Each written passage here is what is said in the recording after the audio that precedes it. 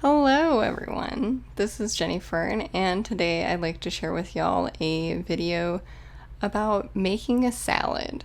This footage is actually, quite a bit older than what I've been posting recently, and I was reminded of it because I was sharing my garden work and garden plan kind of like update thing. In that, I showed the little patch where I have my beans and my sunflowers, and that is also where I have a bunch of purslane growing, and it is doing so well even now. But this is from a while ago when the purslane was really kicking butt. And I guess the point of this video, or the thought behind this video, is that what do you do when it's super hot out, it's the middle of summer, and you want to make a salad? Because from my experience, lettuce will not survive in this heat. We're going through a heat wave in California recently, and although this was not filmed during the heat wave, this was during just a regular hot, 100-degree day, not 108 or whatever terrible temperatures we're hitting this week. But anyway, I just want to share what you can do with stuff that may be growing in your yard, even if you haven't planted it, which is amazing. And also, if you don't have your beautiful fresh greens, your beautiful lettuce, you can still do something. So I do have mustard greens and kale, which is doing very well even in the heat. One of my mustards has, I think maybe two now, have gone to seed, so they don't completely withstand, but for quite a long time, more than the lettuce will. So I have nasturtium flowers, because even though I don't think nasturtiums particularly like the hot weather, I have one that's just doing fine. It doesn't seem to mind very much.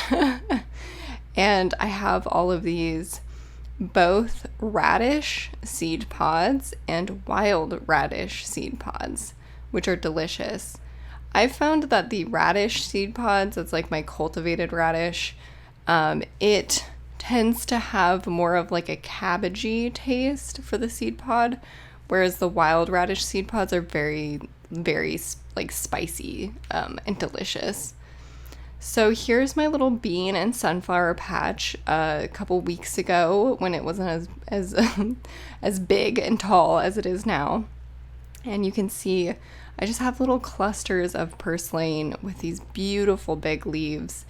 And I know that it's a weed. It's a kind of a wild edible.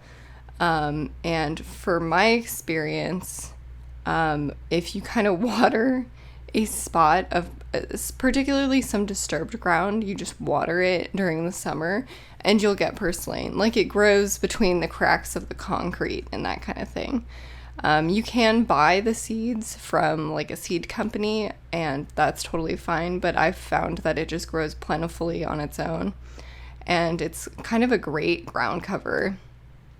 So you can see right here, right next to the purslane, is prostrate spurge, which is not edible. So just be careful about making sure you really know what is edible and what is not.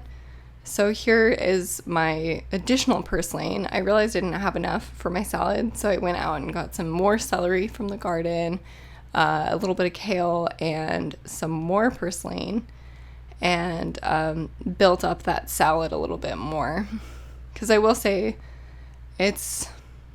the good thing about lettuce is that it has a lot of volume, and it's not particularly flavorful. Same with spinach, I would say. Spinach for me also just cannot at all survive through the summer. It's definitely not a middle of the summer kind of food. So the typical things that you would have in your salad, for me, they just don't survive during the summer, when you might actually really want a refreshing salad. And during this time, it was also before I had my first tomatoes. I think this was quite a while ago. And so I didn't have a ton to work with, honestly. So just working with what you have growing in your yard already can be a great starting point to just having a meal, honestly. It's great learning about the plants around you. You feel like a lot more emboldened to figure out what you're going to put together for your meal. You know what resources are available to you, and I find that really empowering. So, yeah, so like a combination of gardening and foraging, like really just knowing what you have and what's around is really just wonderfully helpful. So I would also recommend using dandelion. The dandelion leaves are really just a green that I enjoy quite a lot. It's kind of like arugula. I love arugula, but we all know arugula bolts like no other. So I obviously didn't have arugula either.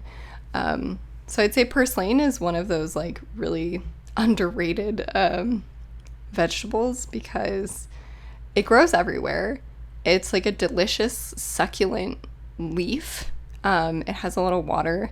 It's very refreshing in a salad. It's not like, it doesn't have this crazy flavor that's gonna ruin the salad. like maybe adding all of those the radish seed pods wasn't the best idea. Sometimes I make salads like a little bit too spicy.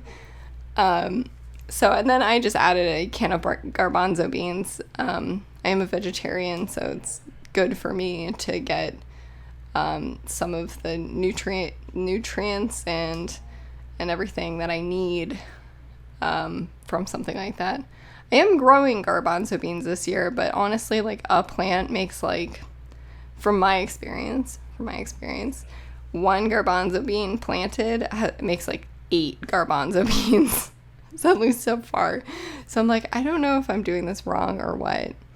So anyway, that's the salad that I made. It was delicious. And I just wanted to share about purslane. That's it. Thanks for watching.